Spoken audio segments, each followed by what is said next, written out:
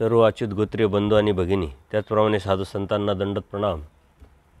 आज आपण 225 नंबरच्या सत्संगात प्रवेश करत आहोत। गेल्या अनेक सत्संगापासून स्वामी श्री चक्रधरांनी सांगितलेले जीव, देवता, प्रपंच व परमेश्वर या अनादीचे व नित्य पदार्थाचं कार्यकारण स्वरूप लक्षण आपण बघितलं। जीवाच्या हितासाठी, भल्यासाठी परमेश्वरांनी जो धर्म आपल्याला सांगितलेला आहे, त्या धर्माच्या अनुषंगाने आपल्या मनात निर्माण होणारे जे प्रश्न आहे, त्या प्रश्नाचे उत्तर शोधण्यासाठी अनेक विषयाचं चिंतन आपण केलं। त्यानंतर परमेश्वरांनी या जीवाकडून जीवाच्या हितासाठी, जीवाच्या भल्यासाठी काय अपेक्षा केलेल्या आहे, मग ते आचाराच्या असेल, त्यागाच्या असेल, विधी अविधीच्या असेल, या अनुषंगाने आपण चिंतन केल्यानंतर आता अविधीचं चिंतन करतो आहोत आपण। कारण धर्म सांभाळत असताना ज्ञानवाचक विधी आणि अविधी समजून घेणं अत्यंत गरजेचं आहे। आपल्याकडून विधी नाही झाली तरी चालेल, उलट परमेश्वराने विधी किंकर न व्हावे असं स्पष्ट सांगितलेलं आहे। परंतु चूक, दोष किंवा अविधी आपल्याकडून घडता कामा नये, हे अत्यंत महत्त्वाचं आहे। आणि त्याचं स्पष्टता शास्त्रामधून परमेश्वराने आपल्या श्रीमुखी आपल्याला दिलेली आहे। परंतु ती जाणीव आपण न करून घेता आपल्याच मनाने जीवमतीच्या अनेक अविधी आपल्या धर्मामध्ये आलेले आहे। कर्मकांडाच्या माध्यमातून, अविधीच्या माध्यमातून, दोषाच्या माध्यमातून। पण नेमकं परमेश्वराने आपल्याला अविधी जो आहे तो कोणता सांगितला? जे नाही करायचं तो अविधी, जे परमेश्वराने वारलेलं आहे तो अविधी। हे जर आपण लक्षात घेतलं तर आपल्या धर्माची जी व्याख्या आहे अत्यंत स्पष्ट आणि पारदर्शक होईल। आणि परमेश्वर प्राप्तीच्या अनुषंगाने आपला हा जीवन प्रवास आहे, आध्यात्मिक प्रवास आहे, अत्यंत सुखकर आणि सोपा होऊन जाईल, सरळ होऊन जाईल। परंतु ज्ञानवाचक धर्म असूनही आपण ज्ञानाने न समजून घेता आपण ऐकवत आलेल्या ज्या गोष्टी आहे, पाहण्यात आलेल्या ज्या गोष्टी आहे, त्यांनीच आपल्या धर्माच्या व्याख्या आपण आपल्या मनाने करत असतो आणि त्यातच आपण फसत असतो। आणि म्हणून आजूबाजूला काय चाललं आहे ते धर्माच्या कोणत्या चौकटीत, कोणत्या तत्वात, कोणत्या सिद्धांतात बसते हे चेक करायचं काम आपलंच आहे। कारण धर्म आपला आहे, आपण फसू नये याची काळजी घेणं हे आपलंच कर्तव्य आहे। कारण जीवन आपलं आहे, म्हणून आपल्या हितासाठी, आपल्या भल्यासाठी परमेश्वराने जे सांगितलं आहे ते समजून घेऊन त्यावरती जर आपण चाललो तरच परमेश्वराची प्राप्ती शक्य आहे। आणि म्हणून परमेश्वराने ज्ञानमोचक सांगितलेलं आहे। ज्ञान घेऊन त्यावरती चालणं, सातत्यपूर्ण प्रयत्न करत करत परमेश्वरापर्यंत पोचणं, हा परमेश्वराने सांगितलेला धर्म आहे। कोणाच्या तरी सांगणं, कोणाच्या तरी ऐकणं, कोणाच्या तरी पाहण्यावरून धर्माच्या व्याख्या आपल्याला करता येणार नाही। आणि त्याच्यासाठी परमेश्वराने तत्त्वज्ञान सांगितलंच आहे, परंतु अनेक अधिकारी जीवांना निमित्त करून आपल्यापर्यंत अनंत लीळा, अनंत सूत्र, अनंत वचन, अनंत दृष्टांत आणलेले आहे। ते आपले प्रेरणास्तोत्र आहे आणि त्या माध्यमातून धर्म आपण समजून घेणं हे अत्यंत गरजेचं आहे। नैतिकता हा धर्माचा पाया आहे। आपण बघितलं, ज्यांनी नैतिकता सांभाळली, आपल्या जीवनामध्ये सत्यता निर्माण केली, तर तोच सत्यापर्यंत पोहोचू शकतो। कारण हा अध्यात्माचा जो प्रवास आहे हा सत्याचा आहे, सत्याकडे जाणार आहे, सत्याकडे नेणार आहे, ऊर्ध्वगतीचा आहे। आणि म्हणून सत्यता म्हणजेच नैतिकता ही आपल्या जीवनामध्ये असणं हे अत्यंत गरजेचं आहे। जीवनात सत्यता नाही आणि सत्याची ओढ, सत्याची प्राप्ती करण्याच्या उद्देशाने जर आपण प्रवास करत राहिलो तर ते प्राप्त होणं कदापि शक्य नाही। जे आपल्याला मिळवायचं ते आपल्यात असायला पाहिजे, ज्याच्यापर्यंत जायचं आहे ते आपल्याला समजलं पाहिजे, आपल्याला जाणवलं पाहिजे, आपल्या लक्षात आलं पाहिजे। म्हणून आपण काय मिळवण्यासाठी ध्येय घेऊन चाललेलो आहे, हा आध्यात्मिक प्रवास का करतो आहे, कशासाठी करतो आहे, हे समजून घेणं हे अत्यंत गरजेचं आहे। आणि म्हणून अविधी बघत असताना मागच्या सत्संगामध्ये आपण बघितलं की पूजा पुरस्कार न स्वीकारावे, हे शेवटचं वचन आपण बघितलं। यावरती बऱ्याच लोकांच्या संभ्रमावस्था आहे, यावरती बऱ्याच लोकांचे गैरसमज आहे, अज्ञान आहे आणि त्याला कारणही तसेच आहे। समाजामध्ये आजूबाजूला आपल्याला तेच दिसतं. त्यातूनच आपल्याला देव भेटली आपली मानसिकता निर्माण झालेली आहे. ती मानसिकता आपली निर्माण केलेली आहे आणि त्यामुळं आपण त्यात बळी पडतो. देवाने सांगितलं आदिकरण भज्य होय पूज्य होय. जे आदिकरण आहे ते भजनीय आहे, पूजनीय आहे आणि म्हणून आपण ह्या पूजा पुरस्कारामध्ये जास्त अडकलेलो आहे. पण अधिकरण म्हणजे कोण? या व्याख्येमध्ये वेगवेगळे वासना असू शकतात, परंतु स्वामी श्री चक्रधरांनी यात अत्यंत स्पष्टता दिलेली आहे. स्पष्ट विचार मांडलेले आहे, स्पष्ट तत्त्व सांगितलेले आहे. आदिकरणात आदि करून ही परमेश्वराची उद्धरिती. परमेश्वर उद्धारण करतात. बोध आणि बोधशक्ती परमेश्वरच देतात. परंतु आता अव्यक्त स्वरूपी परमेश्वर किंवा असन्निधानी परमेश्वर हे कार्य कसं करतात, कोणामार्फत करतात? तर आदिकरणात आदि करून म्हणजे जे कोणीतरी आदिकरण आहे त्यांना समोर ठेवून परमेश्वर मात्र उद्धारतात आणि परमेश्वरच उद्धारतात. जरी ते समोर असले तर मात्र कार्य हे परमेश्वराचं असतं. आणि त्याच्या पुढे जाऊन अत्यंत महत्त्वाचं सूत्र परमेश्वराने सांगितलं आहे, येत प्रवृत्ती झाली तरी स्तंभा एका ते निमित्त करून उद्धरिजेल. म्हणजे काय की परमेश्वराची प्रवृत्ती जर झाली, उद्धरण्याचं कार्याची प्रवृत्ती आहेच, परंतु कोणाला उद्धरण्याची जर प्रवृत्ती परमेश्वराची झाली तर स्तंभा एका ते निमित्त करून, हे अत्यंत महत्त्वाचा शब्द आहे. स्तंभा एका ते निमित्त करून. स्तंभ म्हणजे खांब आणि खांब तर जड असतो. कोणीतरी असा जो स्तंभ आहे, जड आहे किंवा व्यक्ती आहे, जीव आहे, त्याला परमेश्वर म्हणतात निमित्त करून मी उद्धरण करणार. आता हा परमेश्वराच्या अधिकारातला विषय असल्यामुळं परमेश्वराने कोणाला निमित्त करायचं, कोणाला अधिकरण समजायचं, कोणाला अधिकरण ठरवायचं, हे मात्र सर्वस्वी परमेश्वरावरती अवलंबून आहे. स्तंभ हा शब्द वापरला याचा अर्थ ते परमेश्वर कोणालाही निमित्त करू शकतात. की ज्याला कोणत्या प्रकारचं ज्ञान नाही, ज्याला कोणत्या प्रकारचा खूप मोठा आचार करता येत नाही, परंतु त्याची नियत साफ आहे, वैचारिक शुद्धता आहे, परमेश्वराविषयी त्याला आवडी आहे, असा कुणीही खूप काही ज्ञान नसलेला, खूप काही आचार करणारा असाच असला पाहिजे किंवा खूप काही चांगला दिसणारा, चांगला बोलणारा असला पाहिजे असं नाही आहे. स्तंभ एकते निमित्त करून कोणाला तरी परमेश्वर निमित्त करून उद्धरण्याचं कार्य करतात. आता ज्याला परमेश्वर निमित्त करतात तो आपल्यासाठी अधिकरण आहे, तो आपल्यासाठी पूजनीय आहे, वंदनीय आहे. आता परमेश्वर कोणाला निमित्त करतात, कोणाला निमित्त करू शकतात. त्याच्यामुळं जो वेदाला, कोणाच्या तरी बोधाला, अनुसरणाला किंवा धर्माधरुदिजेच्या अनुषंगाने त्याच्यामध्ये ती विचारधारा आहे, एक प्रगल्भ विचारधारा आहे. परमेश्वर सम जीव विषम, ही विषमता त्या जीवानी त्या जीवातून काढून टाकलेली आहे. ही समानता त्याच्यामध्ये निर्माण करण्याचा तो प्रयत्न करतो आहे, तो अधिकरण. असं नव्हे का त्यांच्या ठिकाणी खूप लोक आहे आणि म्हणून ते अधिकरण, असं काही नाही आहे.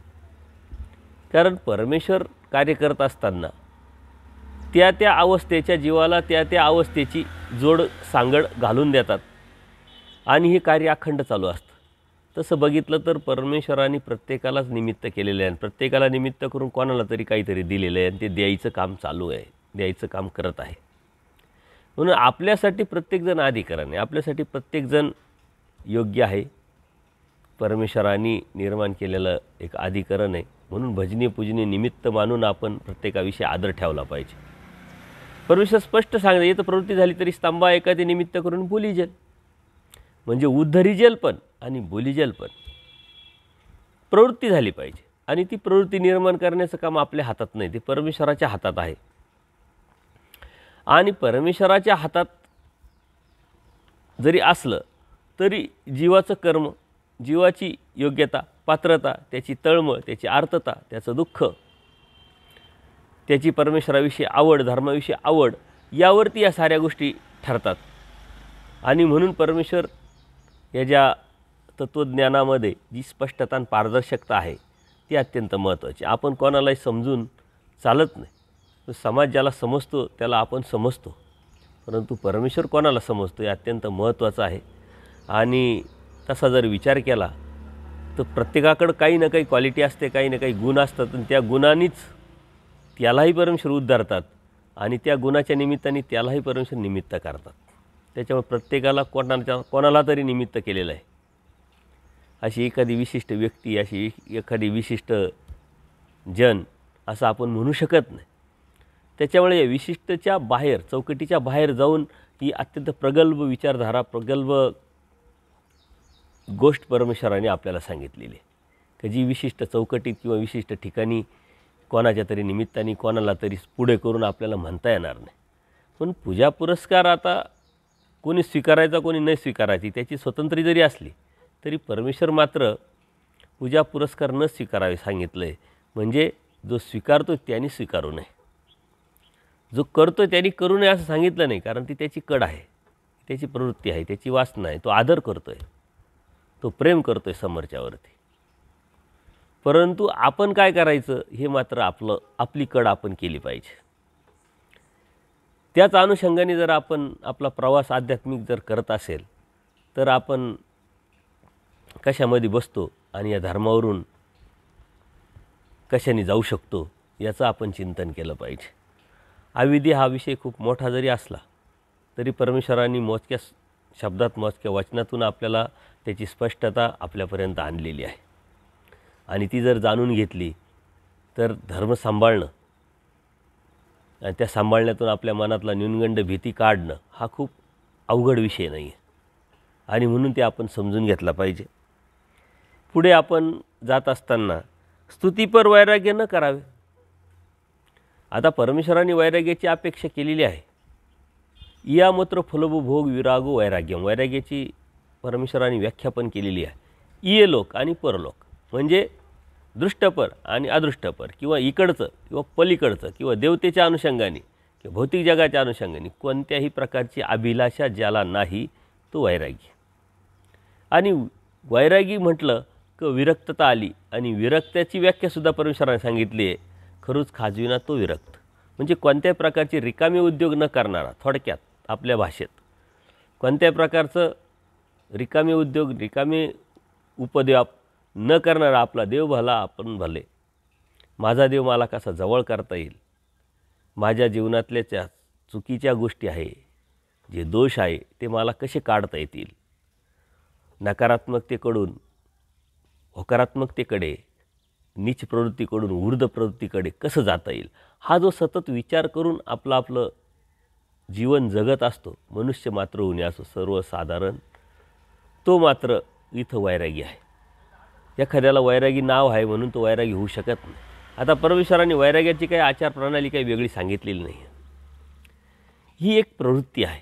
परमेश्वराने आचार मालिकेमध्ये, विचार मालिकेमध्ये परमेश्वराने एकच तत्व सिद्धांत सांगितले आणि सर्वांसाठी आहे. आता ही विरक्तीची जी प्रवृत्ती आहे, विरक्ताची जी प्रवृत्ती आहे, ही त्याने निर्माण करायची आहे.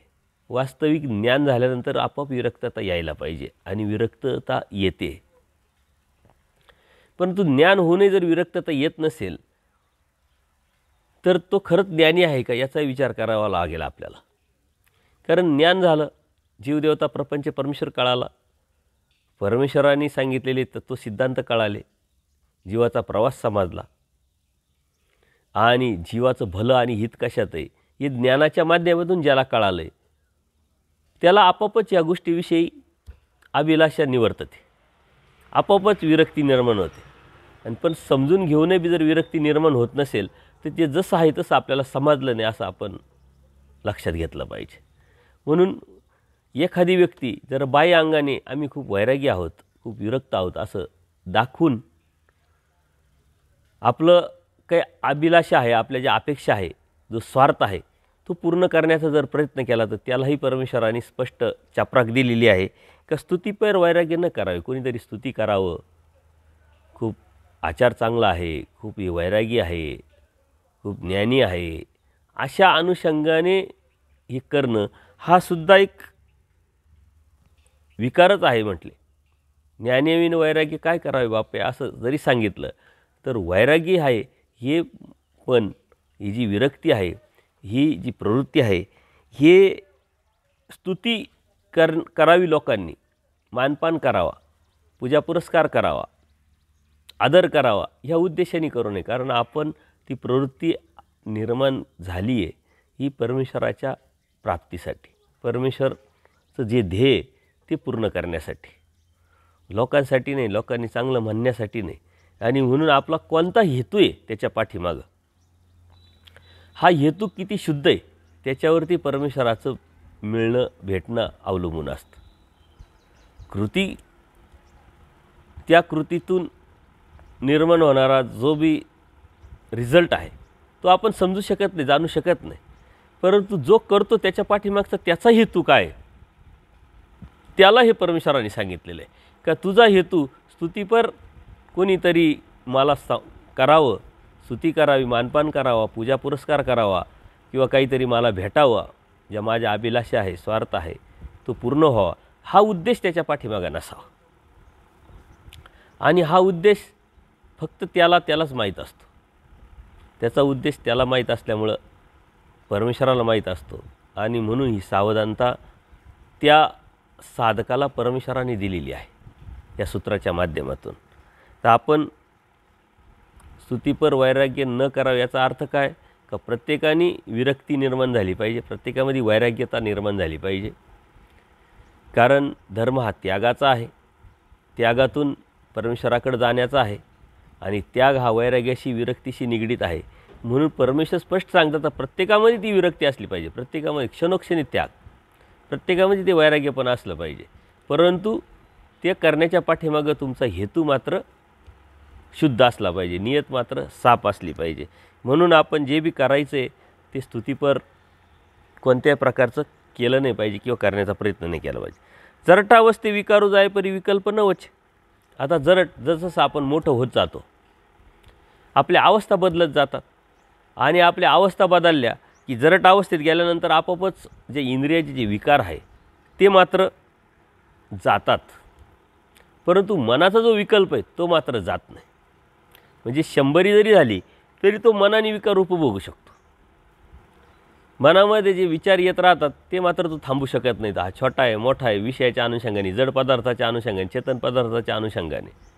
म्हणून हे शारीरिक अवस्थेवरती अवलंबून आहे की जरड जर झाले, तुम्ही वय झालं तुमचं, थकले, तर विकार मात्र जाईल इंद्रियाजनक.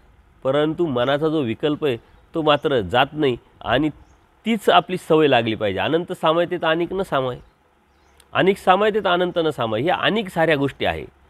ह्या परमेश्वर आपल्या हृदयात असेल, चिंतनात असेल, आपल्या विचारात असेल, आपल्या स्मरणात असेल, तर मात्र हे जे विकल्पजनित ज्या गोष्टी आहे मनातल्या, जे भाव आहे अनेक विषयाच्या अनुषंगाने, ते मात्र येणार नाही. आणि परमेश्वर स्पष्ट सांगतात जर झाले तर विकार जातो परंतु विकल्प जात नाही. आणि विकल्प जावा किंवा विकल्प आपल्या हृदयातून निघून जावा यासाठी आपला प्रयत्न फक्त परमेश्वराचं चिंतन स्मरण यामुळंच होऊ शकतं.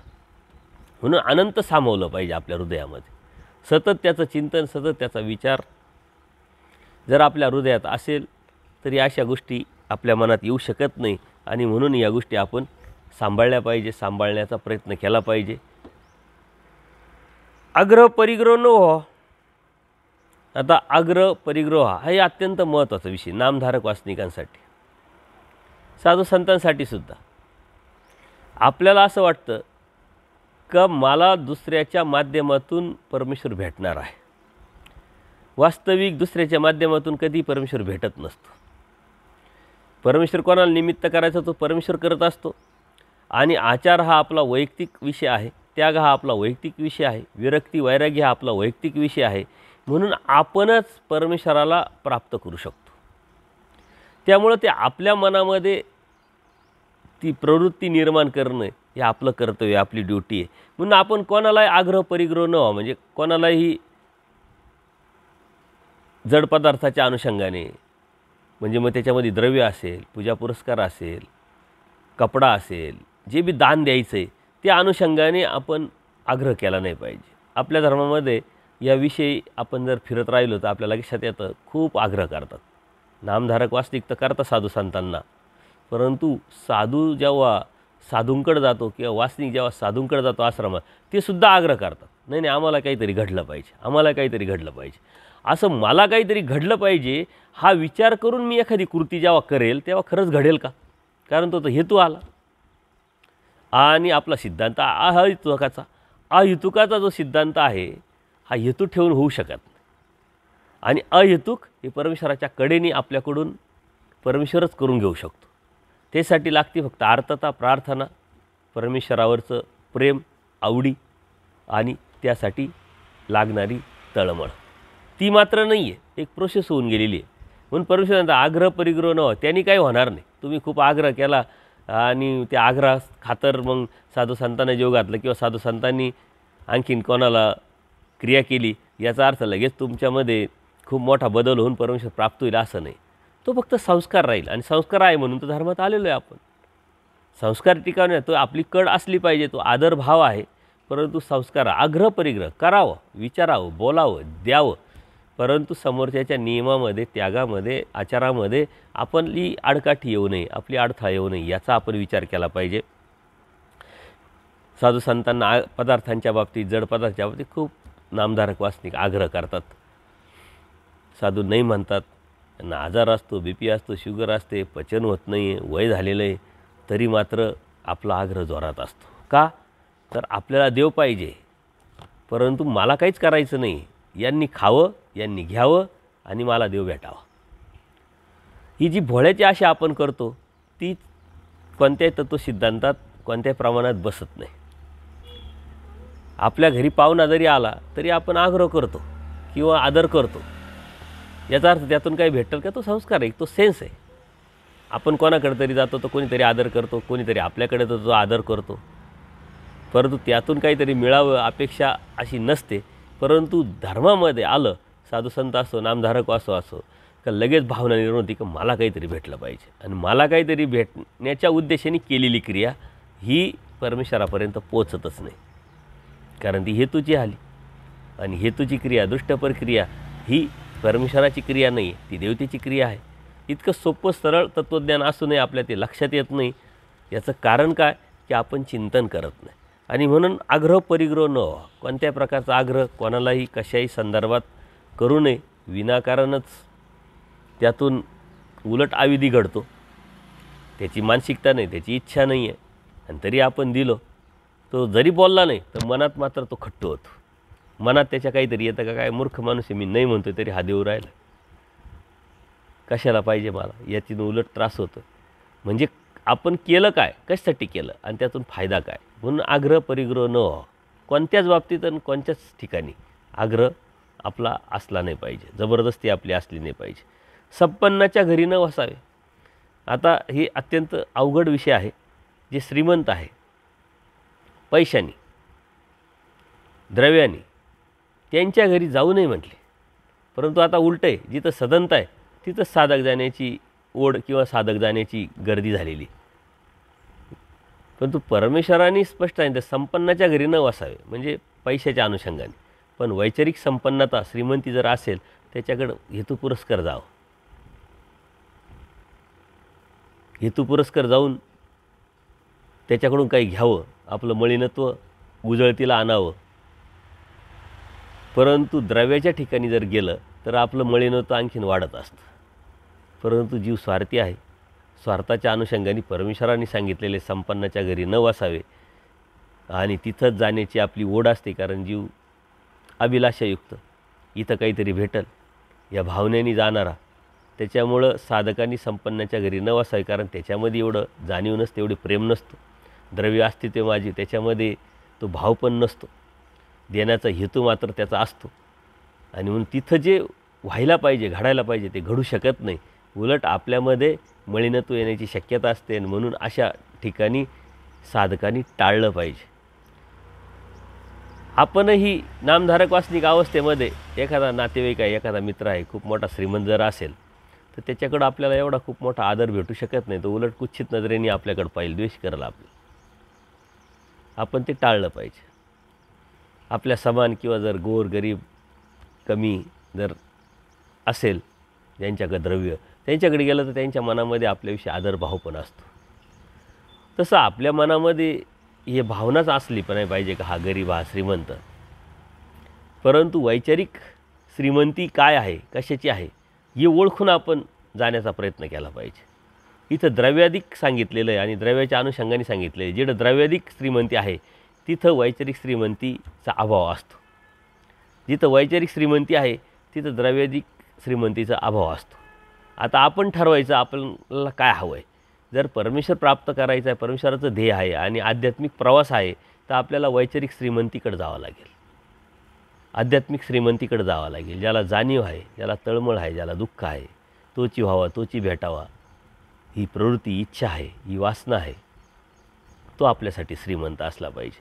द्रव्याधिक श्रीमंती काही कामाची नाही आहे आणि त्याच्या घरी देवाने स्पष्ट सांगितले जाऊ नये. विषयाचा संग न करावा. आता जड चेतन पदार्थाचा जो आहे संयोग येईल किंवा अशा ठिकाणी जाऊ नये, संयोग व्हावा अशा उद्देशाने जाऊ नये आणि जरी झाला तर आपण सुरक्षित अंतर ठेवावं.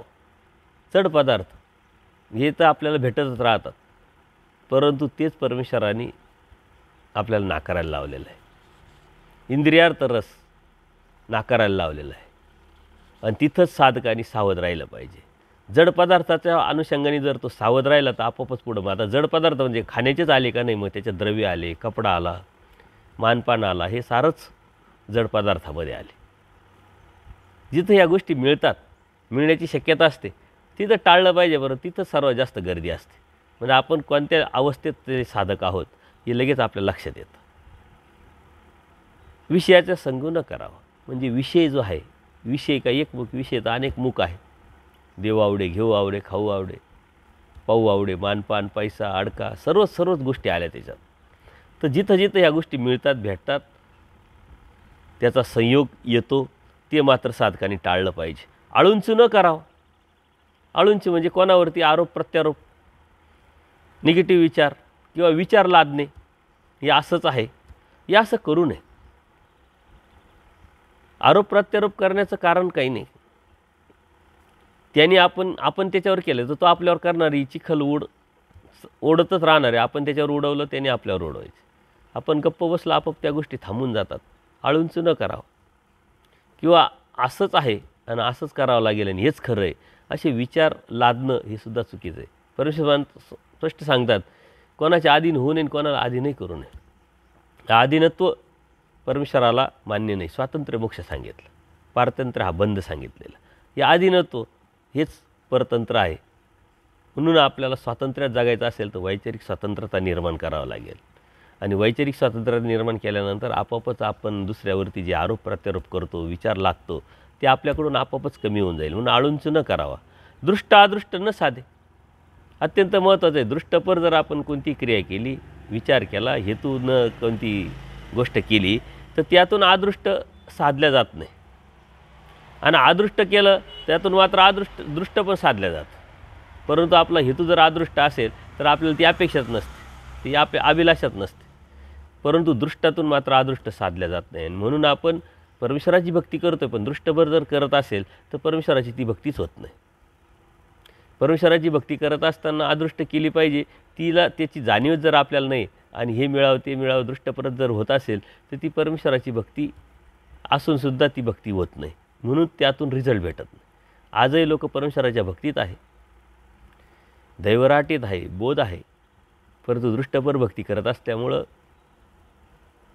त्यांना जेवढा रिझल्ट भेटायला पाहिजे, जेवढा परमेश्वर प्राप्तीच्या अनुषंगाने त्यांचा प्रवास असला पाहिजे, त्यांच्यामध्ये जो बदल अपेक्षित आहे तो होत नाही. याचा अर्थ काय, की दृष्टाने अदृष्ट साधल्याच जात नाही.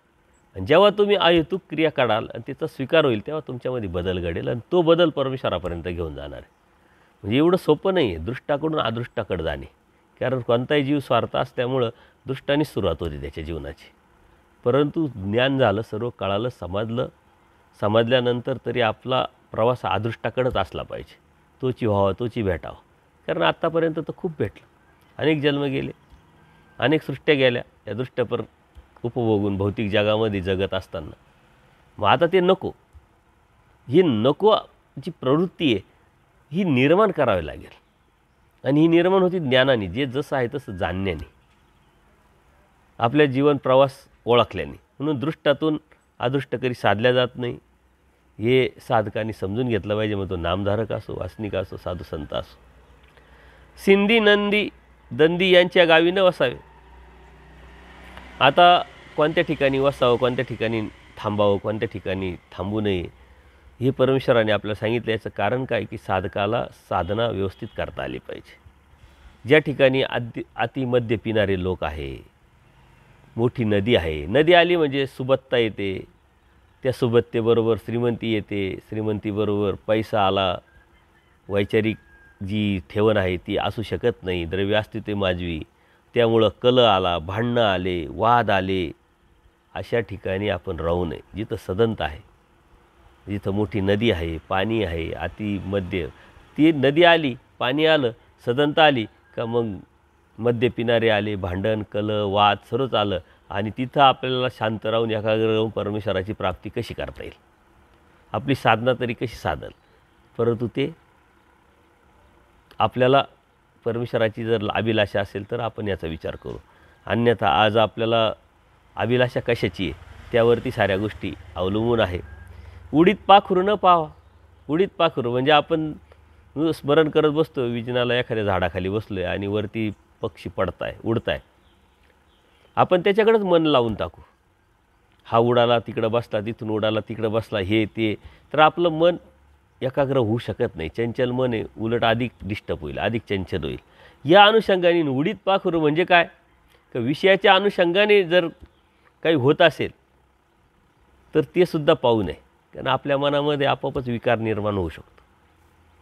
उडीत पाखरू म्हणजे हे मानव योनीमध्येच आहे का, प्रत्येक योनीमध्ये त्या गोष्टी आहे. ती भोग योनीत असल्यामुळं हा भोग विषयाच्या अनुषंगाने असू शकतो. तर तात्विक विचार जर केला तर उडणाऱ्या पक्ष्यापेक्षा जो विषयाच्या अनुषंगाने उडतो तो पक्षी, तो प्राणी आपण बघू नये. कारण ते जरी घाण असलं तरी आपल्या मनामध्ये तो विकार निर्माण होण्याची शक्यता असते. आणि म्हणून साधकांनी भिक्षेला जाताना, आटनविजनाला जाताना, विजनाला बसताना किंवा प्रवास करताना कुठेही नामधारक असो, वासनिक असो, या गोष्टी आपण टाळल्या पाहिजे. परंतु इंद्रियाची ती अभिलाषा आणि अशा गोष्टी आपल्याला जास्त अभिलाषा निर्माण करत असतात. आज आपल्या हातात मोबाईल असल्यामुळं त्या गोष्टीचा तर खूपच मोठ्या प्रमाणात वापर होतो आहे. परंतु आपण काय बघायचं, काय ऐकायचं, हे सर्वस्वी स्वतंत्रता आपली आहे. आणि तो मनाचा संयम, तो निग्रह हा अत्यंत महत्त्वाचा आहे. ते धैर्य अत्यंत महत्त्वाचं आहे. कारण आपल्या मनामध्ये निग्रह नाही आहे, निग्रह नसल्यामुळं धैर्य नाही आहे. आणि या दोन्ही गोष्टी एकाग्रतामुळं येत असतात. ती एकाग्रता नाही आहे. अर्जुन देवाकडं एकाग्रता होती. कोणाला काय दिसायचं, कोणाला काय दिसायचं, अर्जुन देवाला फक्त माशाचा डोळा दिसत होता, म्हणून ती एकाग्रता होती. एकाग्रता असल्यामुळं संयम पण होता, धाडस पण होतं, धैर्य पण होतं, आणि म्हणून अर्जुन देव परमेश्वराचे होऊ शकले. म्हणून एकाग्रता अत्यंत महत्त्वाची.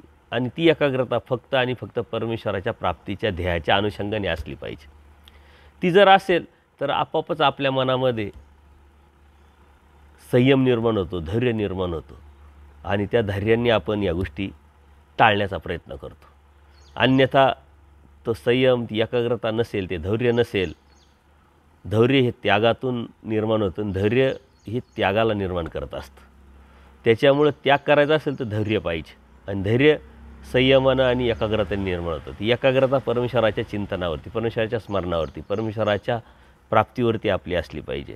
अन्यथा आपण इकडं तिकडंच येतं, जग विषय राम आहे, कलियुग आहे, सगळीकडंच विषय भरलेला आहे जसा तसा, आणि आपण त्यातून नुसतं बघितल्याने तरी आपण डिस्टर्ब होतो, ऐकलं डिस्टर्ब होतो, चिंतन डिस्टर्ब होतं. तर ते टाळण्यासाठी धैर्याची अत्यंत गरज आहे, आणि ते धैर्य एकाग्रतेने येतं. म्हणून एकाग्रता अत्यंत महत्त्वाची. फळत्या फुलत्या वृक्षाखाली न बसावे. कुठं बसावं, कुठं जावं, काय पाहावं, काय नाही पाहावं, किती सूक्ष्म असं तत्त्वज्ञान परमेश्वराने साधकाला सांगितलेलं आहे. फळत्या फुलत्या, ज्या झाडाला फुलं आहे, फळं आहे, तिथं बसू नये, कारण कोणी बी येणारच आहे डिस्टर्ब करायला. ते पाहिल्यानंतर आपल्याला बी अभिलाषा निर्माण होणारच आहे. चिंचेच्या झाडाखाली जर बसले तर चिंच खावीशी वाटेल, कोणीतरी चिंच पाडण्यासाठी आलेले राहतील. म्हणजे आपली साधना, आपलं स्मरण, चिंतन आपण करू शकत नाही. ज्या झाडाला फुलं आहे, त्या सुगंधित निर्माण करतं, आपण एकाग्र होऊ शकत नाही. आणि म्हणून अशा ठिकाणी बसू नये जिथं दाट सावली आहे, जिथं फुलं आहे, जिथं फळं आहे. त्या अनुषंगाने जर आपण गेलो, त्या उद्देशाने जर आपण गेलो की आपण स्मरण करावं, चिंतन करावं, अभ्यास करावा, ते शक्य होऊ शकत. म्हणून झाड कोणतं निवडायचं हे सुद्धा परमेश्वराने एवढं बारीक सांगितलेलं आहे. हा तर सर्वसामान्य नॉलेज आहे, सर्वसामान्य सेन्स आहे. परंतु जीवाची योग्यता परमेश्वराला माहीत असल्यामुळे हा सर्वसामान्य सेन्ससुद्धा परमेश्वराने सांगून टाकलेला आहे. कोणाबरोबर प्रवास करावा, कोणाबरोबर किती बोलावं, किती चर्चा करावी, हा बी सर्वसामान्य सेन्स आहे. पण तरी परमेश्वराने सांगितलेलं आहे. तर फळत्या फुलत्या खाली न बसावे, बसायचं कुठं बसायचं हे बी सांगितलं आहे. पाखरीला घोडा न पाव, पाखरीला म्हणजे सजवलेला. लग्नामध्ये गेल्यानंतर असे सजवलेले घोडे दिसतात, काही मिरवणुकीमध्ये सजवलेले घोडे दिसतात, कारण ते आकर्षित करणारे असतात, विकाराला निर्माण करणारे असतात. त्याच्यामुळं हे सजवलेले जे घोडे आहे, साज कोणताही सौंदर्याच्या अनुषंगाने, सौंदर्य फक्त परमेश्वराचं बघण्याची इच्छा असली पाहिजे. कलियुगी हे बरवे, ते आपल्या नशिबी नाही आहे. परंतु ती अभिलाषा जर असेल तर ज्याप्रमाणे अर्जुन देवाला श्रीमूर्त पाहायला भेटली, बाईसांना श्रीमूर्त पाहायला भेटली, महादाईसांना भेटली, आचार्य महिमभट, अनेक दर्शनीय जे दर्शनीय अनुसरलेले तर जाऊ द्या, जे दर्शनीय त्यांनासुद्धा श्रीमूर्त पाहायला भेटली. तशी अपेक्षा जर आपण केली तर आपल्याला या अशा सौंदर्याकडे आणि अशा कृत्रिमपणे निर्माण केलेल्या सौंदर्याकडे पाहण्याची इच्छा अभिलाषात निर्माण होणार नाही. काय त्यात पाहण्यासारखं? परंतु तरी आपण पाहत बसतो. लग्नाला जातो, कुठंतरी मिरवणुकीला जातो, आपण बाकीचं कशाला आलो काय आलो ते देतो सोडून आणि तेच पाहत बसतो आपण. म्हणून परमेश्वराने किती सूक्ष्म सांगितलेलं आहे. कशाने तुम्हाला डिस्टर्ब होईल, तुमची एकाग्रता भंगेल, कशाने तुमच्या मनामध्ये विकार निर्माण होईल, हे तुम्ही टाळलं पाहिजे. धड तुटे तो देह पडे तो करा, जीवन न सोडावे. आता हे नचे जे सूत्र आहे ना ते मी घेतलेले आणि पॉझिटिव्ह बाजूने घेतलेले. धड तुटे तो, आपण हरलो आहे असं कधी समजू नये, आपला देह पडला असं कधीच आपल्या मनात येऊ नये. परंतु सतत शेवटपर्यंत आपण स्मरण चिंतन परमेश्वरी तोची व्हावं, तोची भेटावी, अभिलाषा, ही वासना मी करीन याची हाव, हे सतत केलं पाहिजे. परंतु जीवनात हार मानली नाही. जीवन न सोडावे म्हणजे काय? जीवनात हार मानली नाही पाहिजे. आत्मविश्वास असला पाहिजे का मला ज्या अर्थी या सृष्टीत मी आलो, या सृष्टीत आल्यानंतर कर्मभूमीत आलो, कर्मभूमीत आल्यानंतर मनुष्यदेही आलो, मनुष्यदेही आल्यानंतर मला परमेश्वराचा बोध भेटला आहे, जीव देवता प्रपंच परमेश्वर कळाला आहे.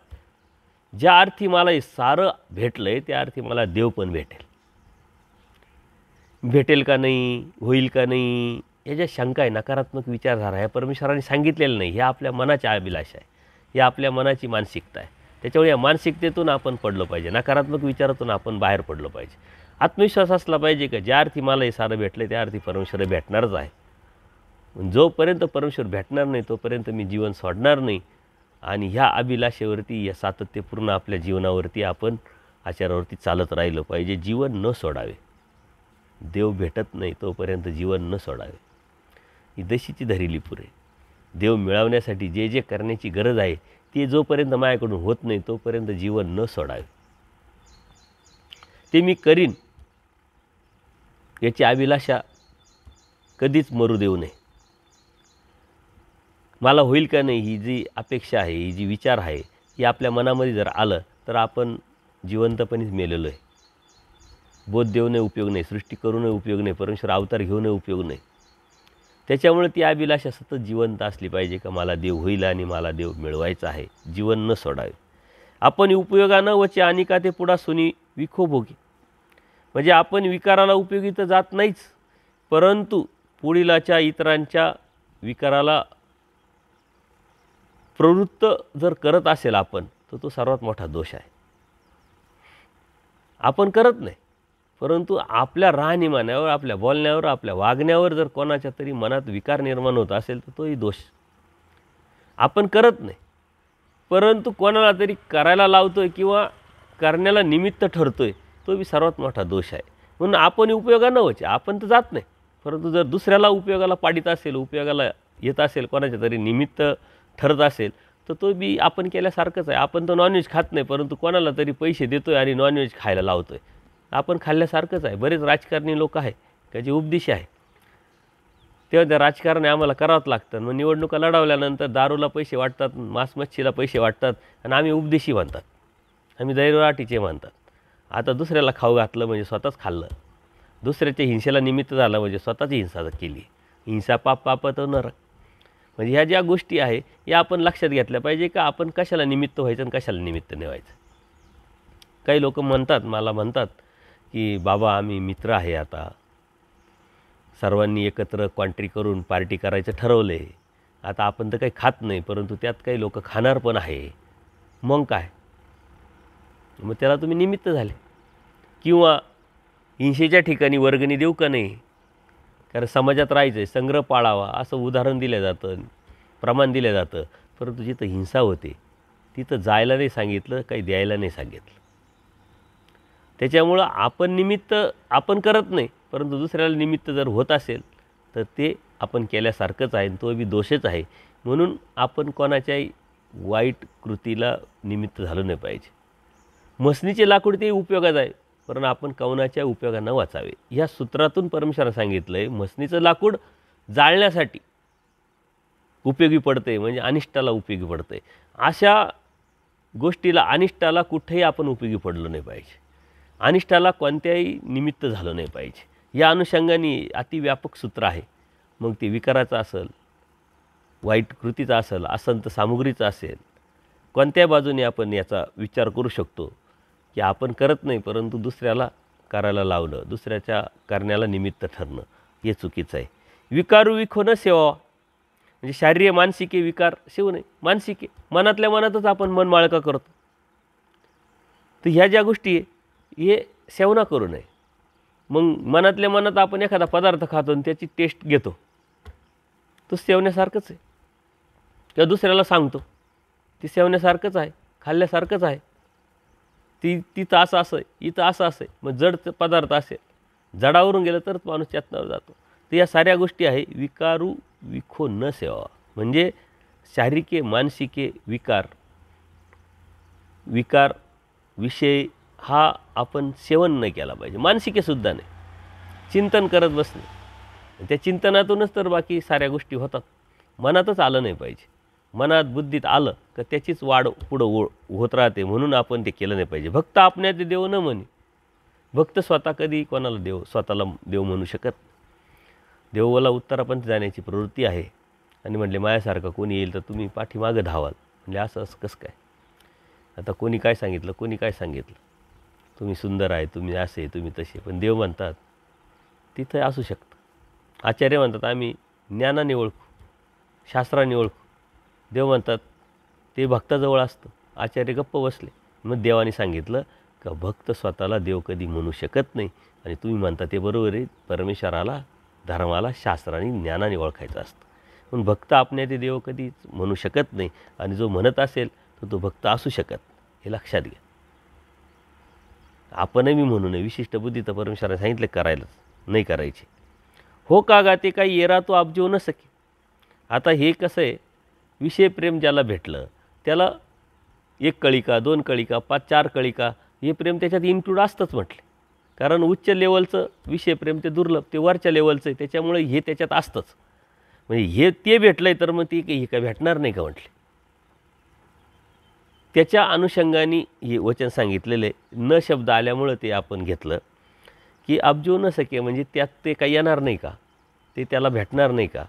तर भेटल. विषय प्रेमाची योग्यता त्याच्यामध्ये निर्माण झालेली आहे. त्याच्याकडून तसं भजन घडलेलं आहे. परमेश्वराने त्याला आता विषय प्रेम देण्याचं ठरवलं आहे. तर मग बाकीचं ते सर्वच त्याच्यामध्ये आलंच. कारण वरच्या लेवलचं असलं म्हणजे खालचे लेवल भेटूनच जाते. येथून वानऱ्या काही न व्हावे, परी पोरा जीवाशी विज्ञान देऊ नये. देव म्हणतात आचार्यांच्या बाबतीत, तर मला तर असं वाटतं की वानऱ्याला म्हणजे आचार्यांना काय देऊ नये, परंतु पोराला विज्ञान देऊ नये. विज्ञान जर दिलं तर तो धर्मावरून जाईल, स्वतःचीच पूजा पुरस्कार करून घ्यायला सुरुवात करेल. आज आपल्याकडे काहीच नाही तरी आपण पूजा पुरस्कार करून घेतो आहे आणि आपणही करतो आहे. काही भेटलं तर काय होईल, याचा विचार करा. देवाने किती सूक्ष्म विचार केलेला आहे, की जर याच्याकडे काहीच नाही तरी हा असा वागतो आहे, आणि दिलं तर काय वागल, धर्मावर तर राहणारच नाही. त्याच्यामुळं परमेश्वर म्हणतात जीवाला, आता आचार्यांना निमित्त करून प्रत्येक जीवाला मी प्रत्येक गोष्ट द्यावी अशी माझी इच्छा आहे. कारण आनंद ही सर्वात उंच गोष्ट आहे. आता आनंद देण्याची प्रवृत्ती याचा अर्थ याच्यामध्ये सर्वच आलं खालचं. परंतु विज्ञान देऊ नये म्हटले.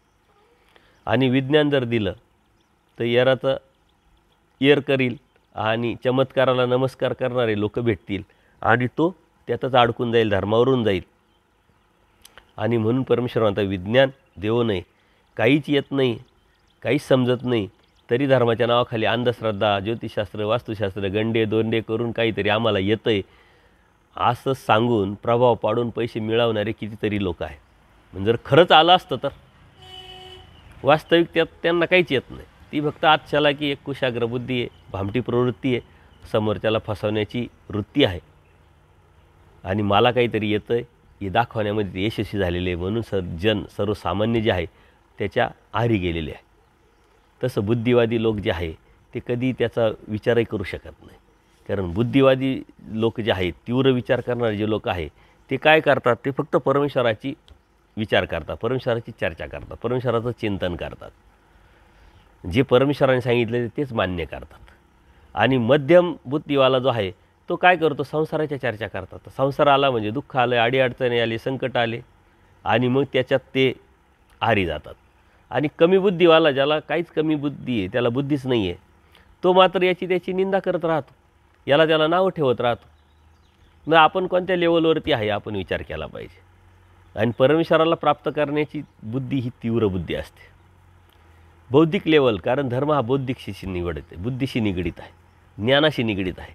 त्याच्यामुळे तीव्र बुद्धीवालेच परमेश्वराला प्राप्त करू शकतात. हे मध्यमवाले तर दृष्टपर भक्ती करतात, हे भेटावं ते भेटावं ते भेटावं ते भेटावं. आई तुकाकडं कोण जाईल, जो तीव्र बुद्धीवाला आहे, ज्याला सर्व कळालं आहे, समजलं आहे, लक्षात आलेलं आहे, तो याचा विचारच करणार नाही. तो म्हणतो देव पाहिजे, बाकीचं हे काय घेऊन काय उपयोग आहे. आणि दृष्टपर भक्ती करणारे मध्यम विचाराचे असल्यामुळे त्यांना किती सांगा काही सांगा तरी त्यातून ते बाहेरच पडत नाही, दृष्टपरच भक्ती करतात. आणि धर्मात 20-20, 50-50 वर्ष जाऊन बी निंदा नालस्ती न करणारे तर त्यांना बुद्धीच नसते, त्यांना धर्माचा अधिकारच नाही. परंतु कळत न कळत केलेली अहेतुक क्रिया परमेश्वराने त्यांना बोध दिलेला आहे, परंतु त्याला त्याचं जाणीव नाही, समजत नाही. म्हणून परमेश्वर म्हणतात या गोष्टी झाल्या नाही पाहिजे. द्यायची इच्छा आहे परंतु मी देत नाही. म्हणजे तुझे निमुख्या शास्त्रेनं निघे की, आचार्यानं निमित्त करून सांगितलं आहे, परंतु सर्व जीवाला हे प्रश्न हा वचन लागतं आहे.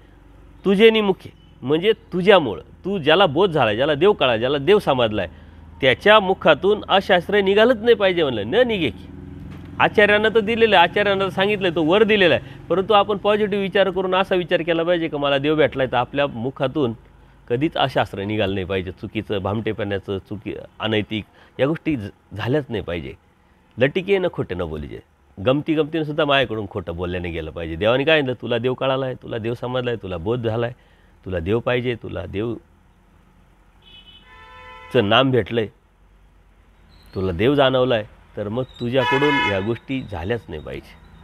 परंतु आपण धर्मात असूनही किती चुकीच्या गोष्टी ऐकतोय, पाहतोय, अनुभवतोय, हे आपण त्यावेळेस ठरवायचं की हे किती अवस्थेचे आहे.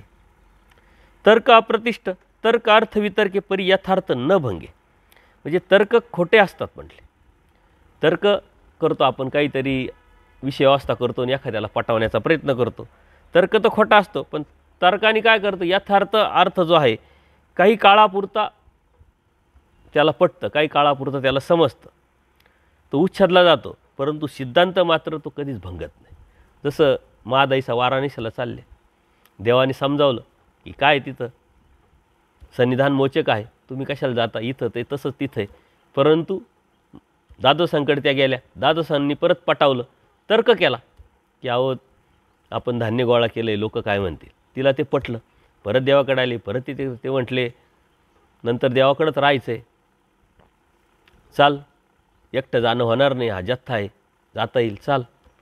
असं तर्क करून करून करून तिला तो काही काळापुरतं तो यथार्थ अर्थ तिला दिला. पण काळानंतर ती जेव्हा वाराणसीला गेली आणि वाराणसीला तिला परमेश्वराने सांगितलेल्या क्रियेने तिला बोध झाला, त्या बोधाच्या नंतर तो सिद्धांत तिला कळला, पटला की अरे आपण चुकीचं केलं.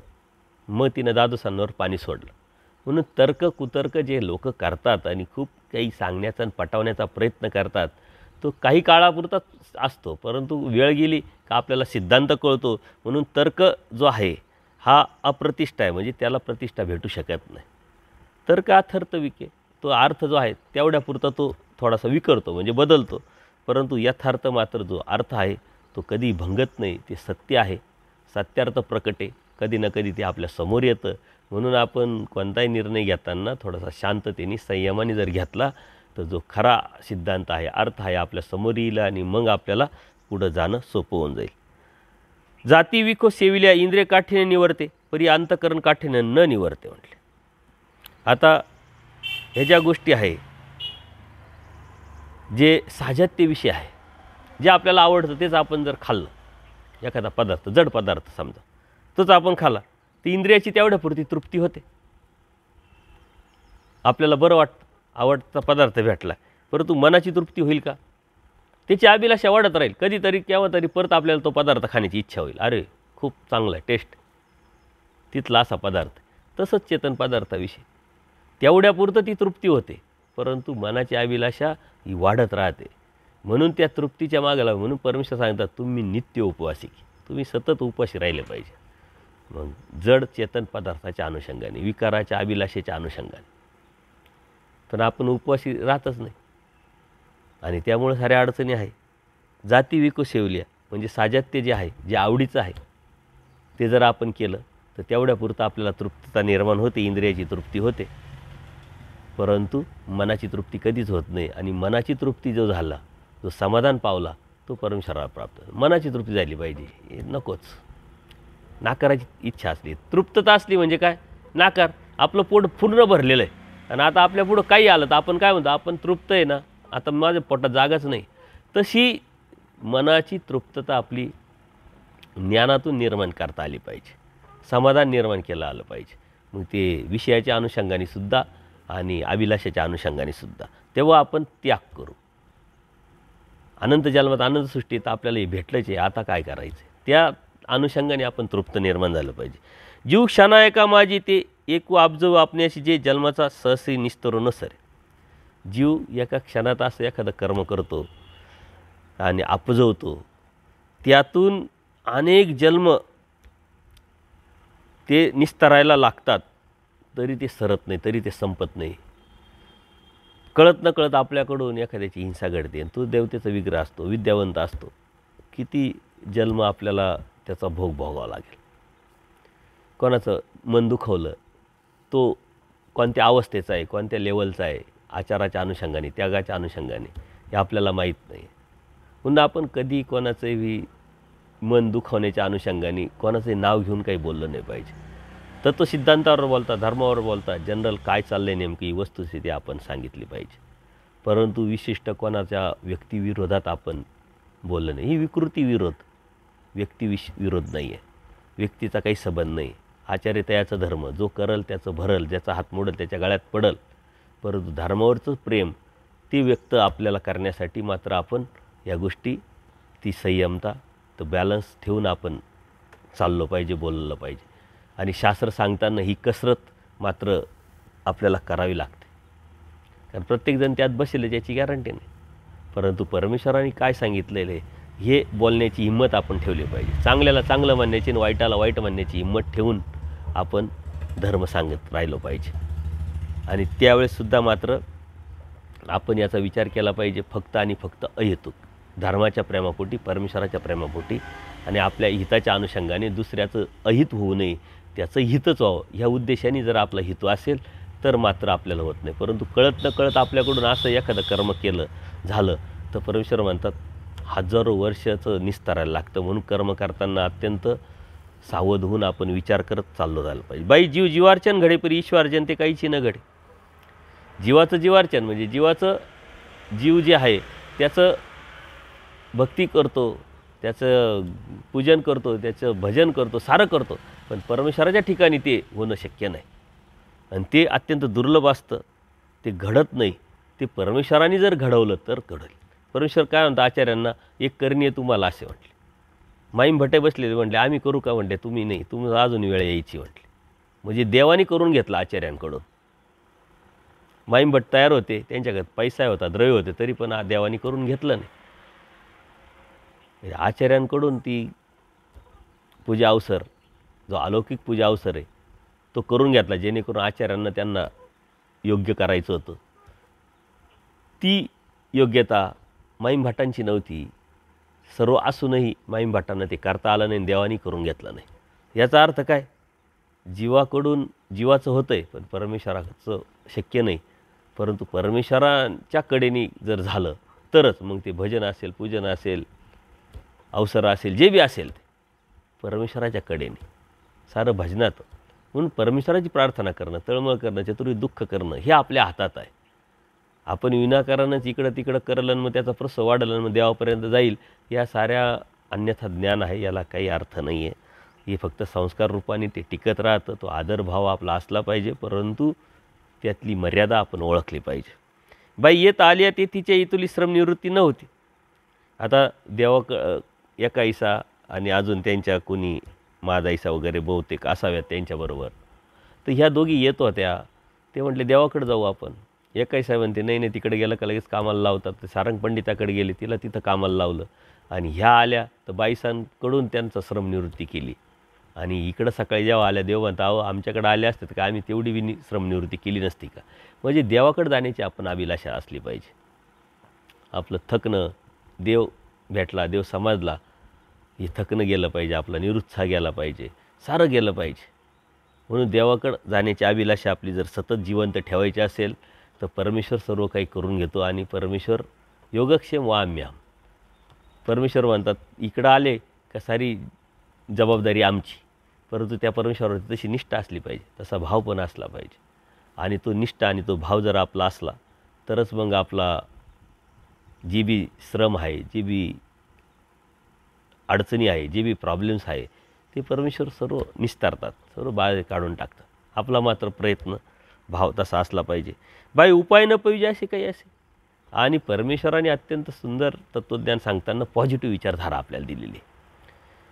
जगामध्ये उपायने असं काही आहे का म्हटले, ज्या अर्थी परमेश्वर प्राप्तीला उपाय आहे, परमेश्वर प्राप्ती तुम्हाला होऊ शकतो. आणि परमेश्वर तर सर्वात मोठं आव्हान आहे, सर्वात पलीकडे, त्याच्या पलीकडे काहीच नाही आहे. तर मग बाकीच्या गोष्टीला काय उपाय नसेल का म्हटले. मग आपण विनाकारण नकारात्मक गोष्टीमध्ये का जायचं. हे होईल का, ते होईल का, हे कशाने होईल, आता काय करावं, काय नाही करावं, जे बी आहे त्याच वेळेस होत असतं. हां, आपली तळमळ आहे, कळकळ आहे, प्रयत्न आहे, आपण केला पाहिजे, परंतु दुःखी नाही झालं पाहिजे, नकारात्मक विचारामध्ये नाही गेलं पाहिजे. आता काय होईल असं घाबरलं नाही पाहिजे. धीराचं हो, धीर होऊन परमेश्वराच्या या रस्त्यावरती परमेश्वर प्राप्तीच्या अनुषंगाने आपण सतत चालत राहिलो पाहिजे. म्हणून उपाय न पाहिजे असे काही असे का, हे एकच वचन आपल्याला खूप काही देऊन जातं. धीराचं हो हे वचनच आपल्याला खूप काही देऊन जातं. प्रत्येक गोष्टीला उपाय आहे, फक्त तो आपल्याला माहीत नाही, म्हणून आपल्याला अडचण वाटते. म्हणून थोडा संयम ठेवला, परमेश्वरावरती निष्ठा ठेवली, थोडासा वेळ निघून गेला, तो उपाय आपोआपच समोर येतो आणि जी बी अडचण आहे, जो बी प्रॉब्लेम आहे तो सॉल्व होतो. परंतु परमेश्वरावरची निष्ठा आणि संयम हा अत्यंत महत्त्वाचं आहे. एकाग्रता आणि धैर्य हे अत्यंत महत्त्वाचं आहे. आणि ते आपल्याला निर्माण करणं ही एक साधन आहे. त्याच्यामुळं कलियुगी सुविद्यानंच पुरेती, कुविद्याच पुरेती. या अविद्या जी अविधी जी आपण पाहतो, या अविधीचे शेवटचं सूत्र आहे. अनेक सत्संगापासून आपण परमेश्वराने सांगितलं जे अविधी आहे त्याचं आपण चिंतन केलं. हे कलियुग आहे, ह्या कलियुगामध्ये सुविद्यास पुरतच नाही. म्हणजे चांगले विचार, चांगली आचारप्रणाली, ऊर्ध्वगतीचं, पॉझिटिव्ह, होकारात्मक हे विचारच येत नाही आपल्या मनामध्ये. कारण का, अधमती अधगती अधरती.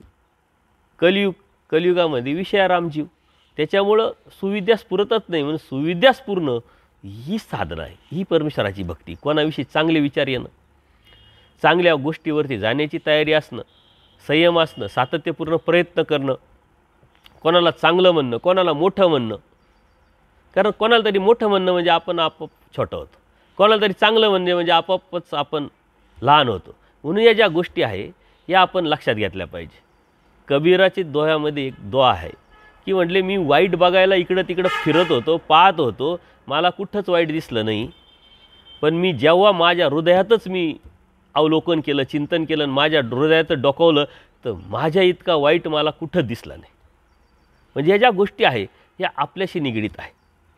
कुविद्या स्फुरते, दुसऱ्याविषयी नकारात्मक विचार, वाईट विचार, दुसऱ्याविषयी दोषदर्शिका जीव असल्यामुळे दुसऱ्याचे दोष, हेच पाहण्यात आपले दिवस जात आहे.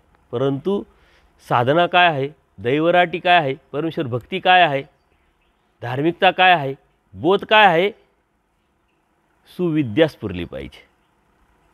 ऊर्ध्वगतीचा आचार काय आहे, सुविद्या स्फुरली पाहिजे. चांगले विचार, पॉझिटिव्ह विचार, दुसऱ्याच्या स्तुतीपर विचार, दुसऱ्याचे गुणात्मक विचार, दुसऱ्याचे गुण दिसले पाहिजे. देवाने सांगितलं कुठेही जा तर गुण तुम्हाला दिसले पाहिजे. पण आपल्याला दोष दिसतात, याचा अर्थ काय, आपण दोषी आहोत. आपल्याला जेव्हा दुसऱ्याचे गुण दिसायला लागतील ना, दुसऱ्याचं चांगलं दिसायला लागेल ना, तेव्हा आपण थोडाफार गुण व्हायला लागलो आहे असं आपण समजावं. जेव्हा स्वतःची आपल्याला अविचार, स्वतःची चुकी, स्वतःचा दोष जेव्हा कळायला लागेल ना, तेव्हा आपण परमेश्वराच्या साधनेवरती, दैवराटीवरती आहे हे आपण समजून घेतलं पाहिजे. म्हणून ह्या अविधीचं चिंतन आपण वारंवार करून त्यातून आपण बाहेर पडण्याचा प्रयत्न करणं म्हणजेच विधीवर जाणं आहे. विधी करण्यासाठी तयार आहे, विधी करायला गेलो परंतु अविधीतून बाहेर नाही पडलो तर विधीवर जाऊ शकत नाही ना. अविधीतून बाहेर पडणं म्हणजे विधीवर जाणं आहे. आणि याचा आपण नक्की विचार करा, चिंतन करा. काही प्रतिक्रिया असेल तर नक्की कळवा. दंडोत प्रणाम, दंडोत प्रणाम, दंडोत प्रणाम.